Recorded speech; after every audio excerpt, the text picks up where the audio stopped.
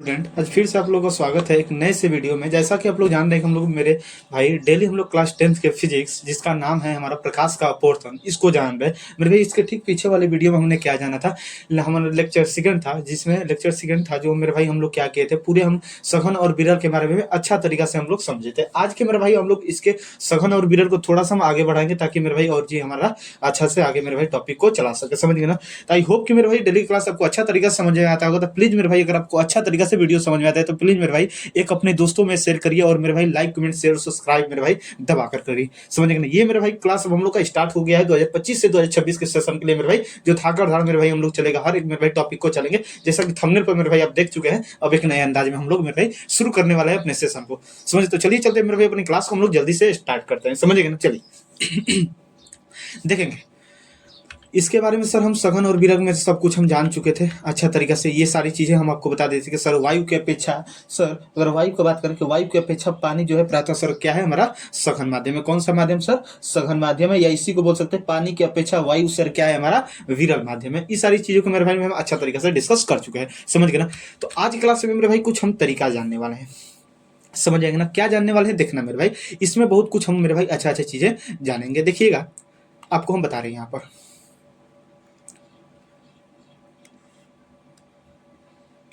चलिए देखिए, ये मान लेते हैं कोई हमारा क्या है, सतह है, ऊपर माध्यम 1 है, सर माध्यम 2 है। एक बार के लिए मान लेते हैं ऊपर सर हमारा क्या है, विरल माध्यम। कौन सा सर माध्यम है? विरल माध्यम। और नीचे सर कौन सा माध्यम है हमारा? सघन माध्यम। इस बात को थोड़ा सा ध्यान देते चलें। एक और सर ऊपर हमारा विरल है और नीचे सर क्या है हमारा सघन है, समझ आ गया ना। विरल मतलब सर होता है क्या हमारा कमजोर सर, विरल मतलब सर कमजोर होता है।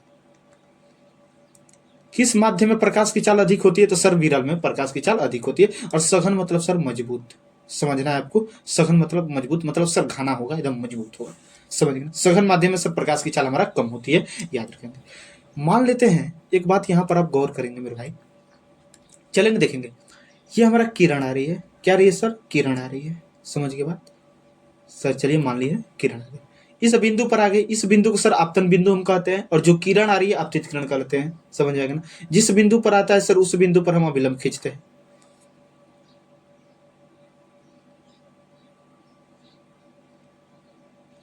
अभिलंब खींचते हैं। अब आप एक चीज बताइए, आपतित किरण की, ये आपतित किरण की रास्ता कैसा है सर? आपतित किरण का रास्ता हमें सर एकदम इस तरह दिख रहा है, इसको इस तरह आना चाहिए पूरा सर। इसका जो हमारा वास्तविक रास्ता सर है इसका ये है पूरा, ये वाला सर वास्तविक रास्ता इसका है। लेकिन लेकिन लेकिन मेरे भाई एक बात यहाँ पर ध्यान देंगे, ये आपतित किरण अपने वास्तविक पथ पर नहीं आकर मेरा भाई आ जाती है किधर? इधर हमारे अभिलंब की ओर मुड़ जाती है। किधर सर? अभिलंब की ओर मुड़ जाती है। बात समझ गए अच्छा तरीका से। और मेरे भाई आपको फाइंड कर रहे हैं, देखिए देखेंगे यहाँ पर, इसका सर वास्तविक रास्ता ये वाला है सर, रेड वाला इसका हमारा वास्तविक रास्ता है सर। इसका हमारा जो ये रेड हम पार रहे हैं सर, ये हमारा वास्तविक रास्ता है। लेकिन ये अपने वास्तविक रास्ता पर न जाके सर ये जो है ना हमारा सर मुड़ जाती है अभिलंब की ओर। अभिलंब की ओर देख रहे हैं, ये हमारा अभिलंब है, अभिलंब की ओर सर आ गई। आपको पता है कि आपतित किरण अभिलंब के बीच सर आपतन कोण कहलाता है। ये जो सर हमारा विचलित होती है किरण, इस विचलित किरण को सर हम क्या कहते हैं? आर कहते हैं, अपवर्तन कोण कहते हैं। अब यहाँ पर एक बात मेरे भाई आपको समझने लायक है कि ये किरण कहां से आ रही है सर? विरल माध्यम से, क्योंकि ऊपर सर विरल माध्यम है, नीचे सघन माध्यम। जब विरल से सर सघन में, जब विरल से किरण सघन में आ रही है तो सर ये जो किरण है अभिलंब की ओर मुड़ रही है। किधर सर? अभिलंब की ओर मुड़ रही है। तो मेरे भाई बड़ी ही फेमस पॉइंट है कि जब प्रकाश की किरण विरल से सघन में आती है तो कैसे विचलित होती है? तो सर अभिलंब की ओर विचलित हो जाती है, अभिलंब की ओर मुड़ जाती है। इस बात को आप ध्यान देंगे, समझ गए बात। और दूसरा बात यहां पर आप समझेंगे, मान लेते हैं ये हमारा क्या है? सतह है, ऊपर सर हमारा सघन माध्यम है, चेंज कर दिया माध्यम, ऊपर सघन सर और दूसरा सर क्या? विरल, समझ गए ना। चलेंगे यहां से देखेंगे, अब देखिएगा ये किरण आ रही है, किरण आ रही है, समझे ना। जिस बिंदु पर आती है इस बिंदु पर हमें अभिलंब चाहिए होता है, तो इस बिंदु पर अभिलंब खींच दे रहे हैं सर, जिस बिंदु पर आती है उस बिंदु को हम आपतन बिंदु कहते हैं। बात समझते हैं। इसका रास्ता सर हमारा कौन है? रास्ता सर इसका पूर्व रास्ता हमारा एकदम वास्तविक रास्ता सर इसका ये है। इसको इस तरह जाना चाहिए, इसको इस तरह सर निकल जाना चाहिए।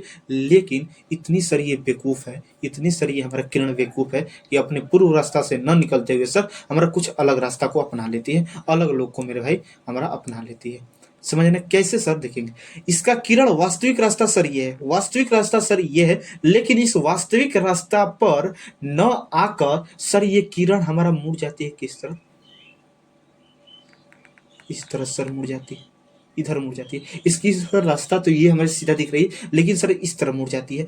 अब बताइए, जो विचलित किरण होती है सर अपवर्तित किरण कहलाती है, ये हमारा अभिलंब है। तो सर अपवर्तित किरण और अभिलंब के बीच बने कोण को सर अपवर्तन कोण कहते हैं। आपतित किरण सर अभिलंब के बीच परावर्तन कोण। अब एक चीज बताइए, ये किरण हमारा विचलित हो गई, कहाँ गई है सर? अभिलंब से दूर भाग गई, अभिलंब से दूर भाग गई। समझ में आ गया ना? इसका पूर्व रास्ता सर वास्तविक रास्ता ये था, लेकिन अपने वास्तविक रास्ता पर सर न आते हुए अभिलंब से सर हमारा दूर भाग गई। अभिलंब हमारा ये सर अभिलंब से ये दूर भाग गई। तो याद रखेंगे कि जब प्रकाश की किरण सर यहाँ पर आप देख रहे हैं सघन से आ रही है विरल में, सघन से सर विरल में आ रही थी, तो सर सघन से जब विरल में आती है तो प्रकाश की किरण सर क्या हो जाती है? अभिलंब से दूर हट जाती है। इस बात को आप याद रखेंगे। समझ गए बात ना मेरे भाई, कि जब सघन से विरल में जब प्रकाश की किरण जाती है तो क्या होती है सर? अभिलंब से दूर हट जाती है। इस बात को आप ध्यान देंगे। समझ गए बात ना? अब आपको पता है कि सर विरल से सघन में आएगी, अभिलंब की ओर मुड़ेगी, सर सघन से विरल में जाएगी, अभिलंब से दूर हटेगी। इस बात को आप ये ध्यान देंगे मेरे भाई। अच्छा तरीका से आपको हम समझा चुके। समझ गए बात ना? अब एक आप बोलेंगे सर विरल से सघन में जाएगी तो अभिलंब की ओर मुड़ेगा, सघन से सर विरल में जाएगी, अभिलंब से दूर हटेगा। सर ये मेरे से भूल जाएगा, थोड़ा कुछ बता दीजिए सर, हेल्प करिए मेरे को याद करने में। तो आओ मेरे भाई हम आपको हेल्प करवाते हैं कि कैसे सर दोनों को हम ट्रिक से याद कर सकते हैं। आप बताइए, हम अब बताइए, यहाँ पर दो इंसान है, यहाँ पर सर दो इंसान है, समझेंगे, यहाँ पर दो इंसान है और यहाँ पर और एक यहाँ पर। ये सर मजबूत है, मजबूत है सर। ये जो सर कमजोर है, ये कमजोर आदमी क्या किया? इस मजबूत आदमी के घर में जाकर सर डकैती किया। क्या किया? चोरी किया, डकैती किया। ये कमजोर आदमी सर क्या किया? मजबूत आदमी के घर में जाकर सर क्या किया? चोरी किया। अब एक चीज बताइए, जब कमजोर आदमी मजबूत आदमी के घर में सर चोरी करेगा तो मजबूत आदमी क्या करेगा? अपने ओर बुलाकर पीटेगा, अपने ओर सर बुलाएगा, अपने ओर बुलाकर पीटेगा। समझ आ गया? ठीक उसी तरह कि विरल मतलब सर होता है कमजोर और सघन मतलब होता है सर मजबूत। मतलब विरल हमारा जा रहा है मजबूत में, सर कमजोर हमारा मजबूत में जा रहा है, मतलब सर अभिलंब अपने ओर पीटेगा, अपने ओर बुलाकर पीटेगा, इसलिए सर अभिलंब की ओर मुड़ जा रहा है। बात समझ गए ना? तो सर विरल मतलब कमजोर और सघन मतलब सर मजबूत। मतलब जब विरल से सघन में जाएगा तो सर अभिलंब की ओर बुलाएगा, अभिलंब की ओर बुलाएगा। समझ गए बात ना? अच्छा तरीका से, कोई दिक्कत नहीं सर। हाँ मेरे भाई सर हमें याद हो गया। तो सर जब कमजोर इंसान मजबूत घर में गया था, मजबूत आदमी के घर में सर गया था चोरी करने, तो मजबूत आदमी सर इसको बुलाकर अपने ओर पीटा था, अपने ओर बुलाया था, अपने ओर सर बुलाया था। ठीक उसी तरह सर विरल से सघन में जा रहा है, विरल सर कमजोर है, सघन सर मजबूत है, ये हमारा कमजोर से सर मजबूत में जा रहा है तो अभिलंब की ओर मुड़ेगा, मतलब अभिलंब अपने ओर सर बुलाकर पीटेगा। और जब सघन से विरल में जाएगा तो सर अभिलंब से दूर। ठीक इसके उल्टा हम कह सकते। कोई दिक्कत नहीं मेरे भाई, अच्छा तरीका से आपको समझ में आया? हाँ सर समझ में आएंगे, अच्छा तरीका से समझ के बात में। अब मेरे भाई हम लोग जानेंगे अगले टॉपिक पे। अगले टॉपिक कहने का मतलब सर इसको हम देख लेते हैं कि कैसे कैसे सर हम लोग लिखे हैं। समझ गए ना? यहाँ पर कुछ ले सकते हैं। देखिए यहाँ पर क्या ले लीजिए, मान लीजिए कोई निर्वात ले लीजिए और यहाँ पर कोई ले लीजिए कांच, क्योंकि दोनों ही दो को रहेगा तभी तो हम बता सकते हैं कौन विरल कौन सघन। तो सर निर्वात में प्रकाश की चाल अधिक होती है तो ये विरल होगा, ये हमारा कांच मतलब सघन। एग्जाम्पल की सहायता सर ले सकते हैं, कोई दिक्कत नहीं। चलेंगे देखेंगे, वही चीज सर आपको लिखा हुआ मेरे भाई, वही चीज लिखा हुआ है जो मेरे भाई हम आपको बताएं। क्या लिखा है कि सर जब प्रकाश की किरण विरल माध्यम से सर सघन माध्यम में, मतलब सर कमजोर, विरल हमारा कमजोर है, सघन सर हमारा मजबूत है, जब विरल से सघन में जाती है तो सर वह क्या हो जाती है? अभिलंब की ओर सर मुड़ जाती है। देख लीजिए मेरे भाई, आपको अच्छा तरीका से मेरे भाई डायग्राम से बता चुके। कुछ दिक्कत तो बताइए? कुछ दिक्कत नहीं, ये हमारा किरण है।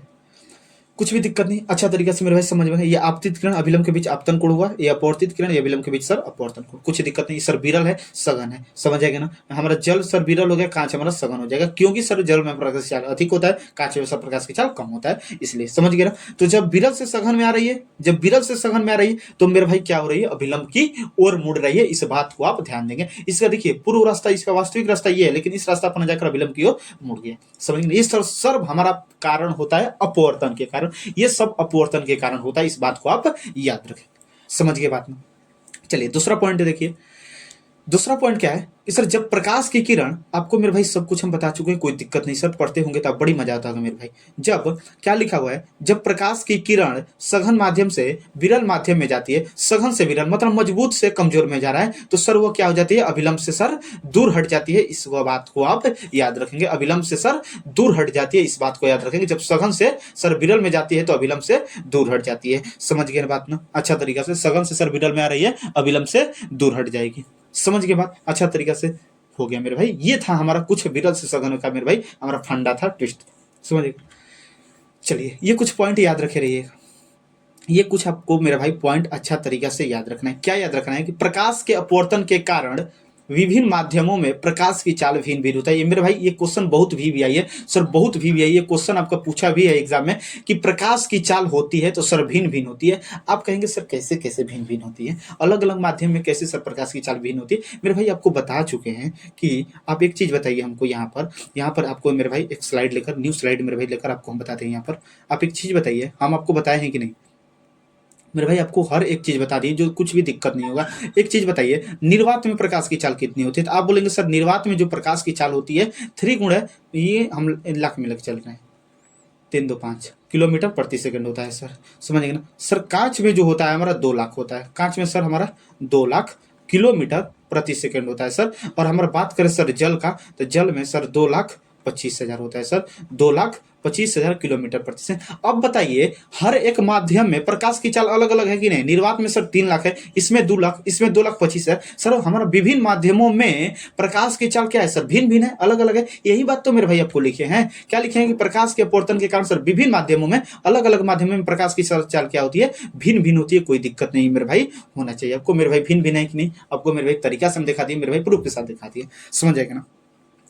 अब देखिए ये क्या लिखा है मेरे भाई, बड़ी अलग पॉइंट है, बड़ी अच्छा पॉइंट है। क्या है ये कि जब कोई प्रकाश की किरण 2 माध्यमों को अलग करने वाली सतह पर पड़ती है तो वो बिना मुड़े सीधी निकल जाती है, इस बात को याद रखेंगे। ये मेरे भाई हम आपको डायग्राम इसलिए दे, देखिए 2 का माध्यम है, एक माध्यम सर हमारा एक और जल है, दूसरा क्या है कांच है। इस मेरे भाई बीच में ही जो व्हाइट आपको दिख रहा है, मान लेते हैं मेरे भाई किसी चीज से हम घेर दिए हैं, किसी चीज से घेर दिए हैं ताकि जल एक और रहे, कांच एक और रहे। जिस चीज से घेरे हैं उससे सर जब हम प्रकाश को गुजारेंगे, उससे जब हम प्रकाश को गुजारेंगे, याद रखेंगे ये कोई माध्यम है, व्हाइट जो एक है सर माध्यम है, और उस माध्यम से जब हम प्रकाश को गुजारेंगे तो ये प्रकाश पुनः उसी रास्ता पर लौट जाएगी। देखिए इस रास्ता से आ रही है सर, उसी रास्ता पर भी हमारा लौट जा रही है, मतलब बिना मुड़े निकल जाएगी, इस बात को याद रखेंगे सर। बिना मुड़े क्या हो जाएगी सर, निकल जाती है, इस बात को आप अच्छा तरीका से ध्यान देंगे मेरे भाई। बड़ी ही महत्वपूर्ण ये पॉइंट है और समझने लायक सर पॉइंट है, समझ गए ना। थोड़ा यहाँ पर थोड़ा सा ये हमारा है इरर है, कुछ इरर है, ये आपको तीर का चिन्ह सर कुछ इरर बता रहे हैं, यहाँ पर ध्यान देंगे आप, यहाँ पर थोड़ा सा ध्यान देंगे। क्या लिखा हुआ है कि जब कोई प्रकाश की किरण 2 माध्यमों को अलग करने वाली सतह पर पड़ती है तो सर वो बिना मुड़े निकल जाती है। याद रखेंगे इधर उधर सर हमारे ऊपर के ये तीर दर्शाए गए, मतलब ऊपर का दर्शाने का मतलब पुनः उसी रास्ता पर, ऐसा बात नहीं है सर। इधर हमारा रहेगा, इधर हमारा तीर रहेगा, समझ आएगा ना, इधर हमारा तीर रहेगा, नीचे का तीर इस तरह रहेगा, समझिए ना। बिना मुड़े सीधी निकल जाएगी, इस बात को आप याद रखेंगे, इस बात को आप ध्यान देंगे कि मेरे भाई पूरे हमारा क्या होगा, बिना मुड़े सर इधर उधर हमारा निकल जाएगा। अभी हम आपको बता रहे हैं इधर उधर थोड़ा भी सर नहीं होगा, एकदम पूरा क्या होगा, अपने ही रास्ता पर सीधी निकल जाएगी, समझ आएगा ना। हम यहाँ पर आपको बता रहे हैं एक चीज, रुकेंगे भी, अभी बता दे रहे हैं आपको। यहाँ से इसको हम हटा देते हैं, रिमूव कर देते हैं ताकि सबको सही रहे। चलिए आ गया।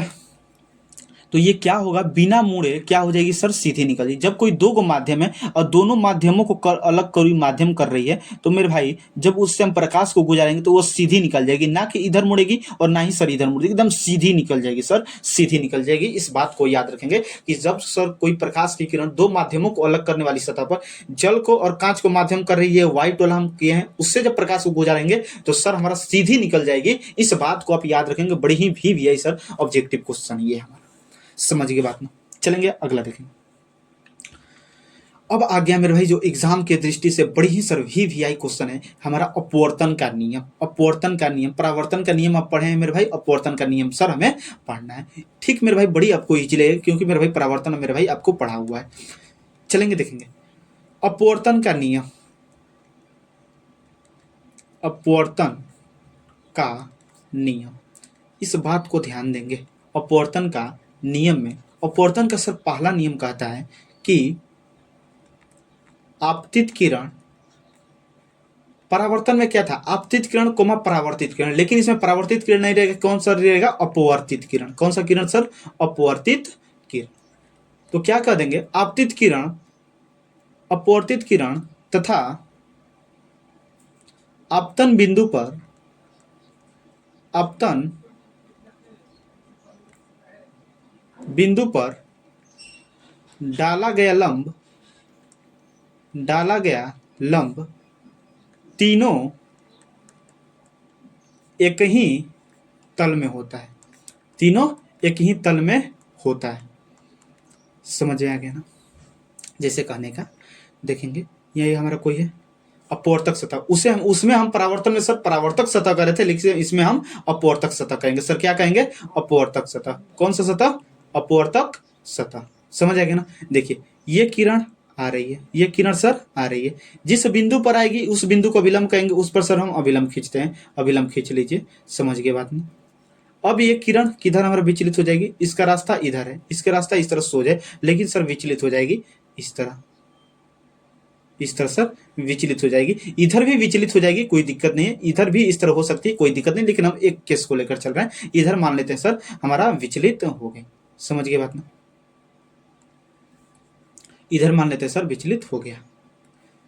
तो अब एक चीज बताइए, ये जो किरण आई है विचलित हुई, अपवर्तित किरण, ये सर परावर्तित किरण। समझ में आ गया ना। देखिए क्या लिखा हुआ है सर, आपतित किरण, अपवर्तित किरण तथा आपतन बिंदु पर डाला गया लंब तीनों एक ही तल में होते हैं। ये देखिए आपतित किरण, ये आपतन बिंदु पर ये डाला गया लंब, समझेगा ना, और ये अपवर्तित किरण, तीनों क्या है, एक ही तल में। एक ही तल कहने का मतलब है, अब एक चीज बताइए, ये जो किरण बना हुआ है इस हमारा स्लाइड पर, व्हाइट स्लाइड पर बना है, और अपवर्तित किरण भी सर ये हमारा व्हाइट स्लाइड पर बना है। ये सर जो अभिलंब खींचा गया इस व्हाइट स्लाइड पर ही खींचा गया, कोई दिक्कत नहीं, मतलब एक ही स्लाइड पर है, तो सर हमारा एक ही तल कहने का मतलब होता है। आप लोग क्या करेंगे, आप लोग अपना कॉपी पे उतार रहे हैं, तो कॉपी के पेज पर हमारा आपतित किरण है, कॉपी के पेज पर ही सर हमारा क्या है, अपवर्तित किरण भी है। सर कॉपी के पेज पर ही हमारा अभिलंब भी खींचा हुआ है, एक ही तल कहने का मतलब ये है। समझिए ना। तो सर आपतित किरण, अपवर्तित किरण तथा आपतन बिंदु पर डाला गया सर लंब जो होता है, तीनों सर क्या होता है, एक ही तल में होता है सर, एक ही तल में होता है। इस बात को याद रखेंगे। ये जो किरण आती है सबको पता हो गया सर, आपतित किरण। कौन सी किरण, आपतित किरण। ये जो है क्या है,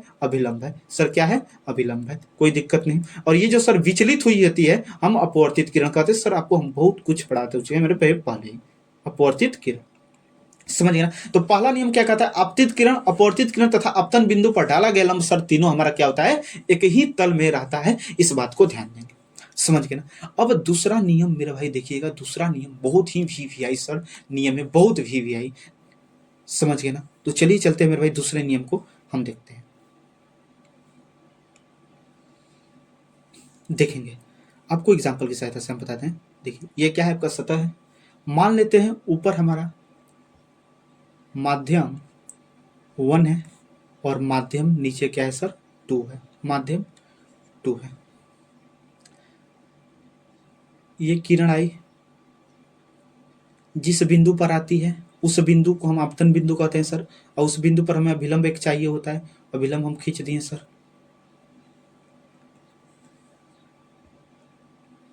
ये हम क्या कर दिए, अभिलंब खींच दिए। समझ गए ना। इसका सर रास्ता जो हमारा दिख रहा है ना सर, इधर दिख रहा है, लेकिन इधर ना जाकर सर हमारा इधर आ जाती है, उधर भी जा सकती है, कोई दिक्कत नहीं। समझ के बात ना। अब यहाँ पर एक पॉइंट मेरे भाई आप ध्यान देंगे, बड़ी ही अच्छे तरीक़ा से ध्यान देंगे। क्या ध्यान देना है, देखिएगा, दो माध्यम है और इस मेरा भाई इसमें हम कौन सा कलर यूज किए हैं सर, लाल कलर यूज किए हैं। किसमें, इसमें सर लाल कलर हम यूज किए हैं, समझ आएगा ना। तो एक बात को समझिएगा, ये दूसरा नियम आपका ये कहता है कि सर किन्हीं दो माध्यम, दो गो माध्यम आपको फिक्स करना पड़ेगा, समझिएगा ना। या तो कांच लीजिए या तो शीशा, सॉरी, या तो कांच लीजिए या पानी लीजिए या निर्वात लीजिए या हमारे जल लीजिए, लेकिन जो लेंगे दोनों फिक्स लेंगे। किन्हीं दो माध्यमों और किसी विशेष वर्ण, वर्ण मतलब होता है सर रंग, वर्ण मतलब रंग, विशेष वर्ण के लिए आपतन कोण की जया, जया को कहते हैं साइन, क्या कहते हैं, साइन। आपतन कोण की जया एवं अपवर्तन, आपतन है तो यहां पर आई भी लगा देते हैं, अपवर्तन कोण की जया, अपवर्तन कोण की जया, जया कहने का मतलब साइन, और अपवर्तन कोण को किसके द्वारा सूचित किया जाता है, आर के द्वारा। आपतन कोण की जया और अपवर्तन कोण की जया, अपवर्तन कोण की जया का क्या लिखे हैं, किन्हीं दो माध्यमों और किसी विशेष वर्ण के लिए आपतन कोण की जया एवं अपवर्तन कोण की जया का अनुपात एक नियतांक होता है, एक नियतांक होता है। आपको अच्छा तरीका से मेरे भाई समझा देंगे, कोई दिक्कत नहीं है, समझ आएगा ना। क्या लिखा हुआ है, देखिए, किन्हीं दो माध्यम, किन्हीं दो माध्यम, दो माध्यम मेरे भाई आपको फिक्स करना पड़ेगा, दो माध्यम, कोई भी दो माध्यम ले लीजिए, किन्हीं दो माध्यम और किसी विशेष वर्ण के लिए। इसमें मेरे भाई हम क्या यूज किए हैं, लाल कलर सर, तो हमारा विशेष वर्ण है, हमारा क्या है, लाल। अब बात ध्यान देंगे, किसी विशेष वर्ण के लिए आपतन कोण की जया, या यहाँ पर हम बोलेंगे सर साइन अभी आप मत लिखिए, साइन और आर अभी मत लिखिए। आपतन कोण की जया, जया मतलब साइन होता है, एवं अपवर्तन कोण की जया का अनुपात एक नियतांक होता है। आपतन कोण की जया, आपतन कोण की जया कहने का मतलब आपतन कोण की जया, जया मतलब साइन, आपतन कोण का सर आई आ जाएगा। अपवर्तन कोण की जया, जया मतलब साइन और अपवर्तन कोण मतलब सर आर आ जाएगा। का अनुपात मतलब बट्टा होता है, अनुपात जब भी होगा सर क्या होगा, वह नियतांक होगा। अनुपात जब भी आएगा सर नियतांक आएगा। कैसा आएगा सर, नियतांक। याद रखेंगे, इस नियम को कहते हैं स्नेल का नियम भी कहते हैं, स्नेल का नियम। अगर कोई स्नेल का नियम पूछ दे, स्नेल का अगर नियम कोई पूछ दे तो यही नियम आपको बता देना है। हमारा अपवर्तन का दूसरा नियम सर कहलाता है स्नेल का नियम भी, इस बात को आप याद रखेंगे।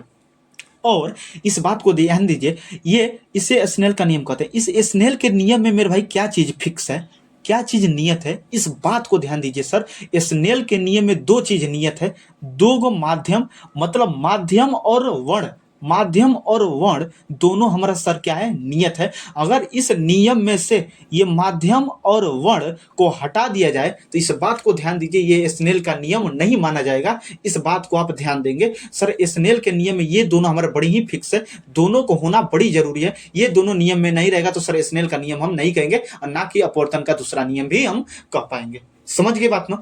तो इस स्नेल के नियम में दो चीज नियत होता है, एक माध्यम और एक सर वर्ण। ये दोनों को आपको फिक्स करना पड़ेगा, नियत करना पड़ेगा, तभी हमारा सर अपवर्तन का दूसरा नियम या हमारा स्नेल का दूसरा सर स्नेल का नियम हमारा लगेगा। इसी नियम को स्नेल का नियम भी कहते हैं, इस बात को याद रखेंगे। क्या कहा, किन्हीं दो माध्यमों, किन्हीं दो माध्यमों, किन्हीं दो माध्यमों और किसी विशेष वर्ण के लिए, किसी विशेष वर्ण के लिए आपतन कोण की जया और अपवर्तन कोण की जया, जया मतलब साइन, आपतन कोण मतलब आई, समझिएगा। आपतन कोण को आई द्वारा सूचित करते हैं। अपवर्तन कोण की जया, जया मतलब साइन, अपवर्तन कोण का मतलब सर आर। दोनों का जब भी भाग दिया जाएगा ये नियतांक आएगा। क्या आएगा, नियतांक, मतलब कांस्टेंट आएगा। इस बात को ध्यान देंगे। और सर इस नियतांक को कहते हैं, जो नियतांक आएगा उस नियतांक को अपवर्तनांक कहते हैं। क्या नाम देते हैं, अपवर्तनांक। याद रखेंगे, आगे हम अपवर्तनांक का मतलब बताएंगे। समझ में आ गया ना एकदम अच्छा तरीका से। जैसे हम आपको मेरे भाई एग्जाम्पल की सहायता से बताएं, अगर आपको मेरे भाई हम यहाँ पर एक कुछ एग्जाम्पल लेकर ये चीज़ बताएं, देखिएगा क्या चीज़। जैसे यहाँ पर अलग अलग मेरे भाई वैल्यू हम ले रहे हैं आपको समझाने के लिए। जैसे कहने को ये आई हो गया, ये आर हो गया। इसका 45 डिग्री ले रहे हैं, इसका 30 डिग्री ले रहे हैं, समझेंगे ना। इसका 90, इसका 75, समझ जाएंगे ना। इसका 60, इसका 20 डिग्री ले रहे हैं, इसका 30, इसका 45, इस तरह ले ली। अब हम स्नेल का नियम को अगर लागू करेंगे तो साइन आई की जगह पर पहला ले रहे हैं 45। सबसे पहले साइन आई बटा साइन आर होता है आपका स्नेल का नियम के अनुसार। तो साइन आई, आई को क्या कहते हैं, आई यहाँ पर हमारा 45 डिग्री है। साइन आर, आर क्या है 30 डिग्री। अब एक चीज बताइए, साइन 45 सर 1 होता है, और ये सर क्या होता है साइन 30 हमारा कितना का वैल्यू होता है सर, साइन 30 का वैल्यू 1/2 होता है। साइन 30 का वैल्यू सर 1/2 होता है। जब इसको भाग दीजिएगा तो सॉरी कैलकुलेशन करिएगा तो हमारा कितना आ जाएगा 2। ये जो 2 आया क्या आया, हमारा नियतांक आया कि नहीं, क्या आया नियतांक, कांस्टेंट आया कि नहीं, नियतांक आया कि नहीं, कांस्टेंट। तो जो भी वैल्यू आता है सर, अगर हमारा साइन यहाँ पर आई की जगह पर 90 रख दीजिए, समझ जाएंगे ना, और साइन 45, जब भी मेरे भाई इसका आएगा तो क्या आएगा सर, नियतांक ही आएगा। मेरे भाई स्नेल ने ये देखा कि हम जया के साथ अगर आपतन कोण की जया और अपवर्तन कोण की जया का सर जब हम भाग दे रहे हैं तो एक नियतांक आ रहा है, उसी ने मेरे भाई नाम दे दिया स्नेल का नियम। तो स्नेल का नियम सर हमारा क्या कहता है कि किन्हीं दो माध्यमों और किसी विशेष वर्ण के लिए आपतन कोण की जया एवं अपवर्तन कोण की जया का अनुपात एक सर नियतांक होता है। जब भी हम आपतन कोण की जया और अपवर्तन कोण की जया, सर जया मतलब होता है, जया मतलब साइंस में सॉरी जया मतलब होता है सर मैथ में साइंस, सॉरी जया का मतलब होता है सर मैथ में क्या, साइन होता है, क्या होता है साइन। साइन को हम क्या कहते हैं मैथ में सर जया कहते हैं। तो जया मतलब साइन, आपतन कोण को सर हम आई द्वारा सूचित करते हैं तो आई लिख दिए। अपवर्तन कोण की जया, जया मतलब सर साइन, और हमारा अपवर्तन कोण मतलब सर आर। जब भी भाग देंगे तो एक नियतांक मिलेगा। इस बात को आप मेरे भाई अच्छा तरीका से मेरे भाई दिमाग में घुसा लेंगे, समझ जाएंगे ना अच्छा तरीका से मेरे भाई। दूसरा नियम क्या है, अपवर्तन का नियम, कि किन्हीं दो माध्यमों और किसी विशेष वर्ण के लिए आपतन कोण की जया और अपवर्तन कोण की जया का अनुपात एक सर क्या होता है, नियतांक होता है। इसे स्नेल का नियम भी हम कहते हैं। इस बात को आप याद रखेंगे मेरे भाई, अच्छा तरीका से याद रखेंगे, समझ गए ना स्नेल का नियम। ये मेरे भाई लिख कर इस चीज को लिखना बड़ी जरूरी है, और नीचे मेरे भाई लिख देना इस नियम को स्नेल का नियम भी कहते हैं। और कोई पूछ दे कि स्नेल का नियम बताओ तो मेरे भाई आपको अपवर्तन का दूसरा नियम बता देना है, वही मेरे भाई स्नेल का नियम कहलाता है। इस बात को याद रखेंगे, समझ गए अच्छा तरीके से। तो अब हमारा स्नेल के नियम में सर क्या महत्वपूर्ण है, तो स्नेल के नियम को लागू करने के लिए महत्वपूर्ण है कि सर नियम में माध्यम और वर्ण, दो माध्यम और सर वर्ण हमारा दोनों नियत होना चाहिए, कांस्टेंट होना चाहिए, तभी सर ये हमारा नियम लगेगा, अन्यथा कभी भी नहीं लगेगा। तो यहां से सर एक क्वेश्चन बनता है कि स्नेल के नियम में क्या क्या कांस्टेंट होता है, नियत होता है। तो सर माध्यम और वर्ण हमारा क्या होता है, नियत होता है। इस बात को दोनों सर हमारा क्या होता है, नियत होता है। इस बात को आप अच्छा तरीके से ध्यान देंगे। चलो मेरे भाई अब अच्छा तरीके से मेरे भाई आपको स्लाइड पर हम दिखा देते कैसे कैसे सर हमारा लिखा हुआ है। देखिए पढ़िए मेरे भाई, अच्छा तरीका से आपको समझ में आएगा, हर एक क्वेश्चन मेरे भाई अच्छा से आपको समझ में आएगा। चलेंगे देखिए क्या है, अपवर्तन के सर दो नियम, प्रकाश के अपवर्तन का नियम, सर प्रकाश के अपवर्तन के हमारे दो नियम है। कौन कौन नियम है पढ़ लो मेरे भाई, और अच्छा तरीके से मेरे भाई नोट्स पर कंप्लीट करते चलना है।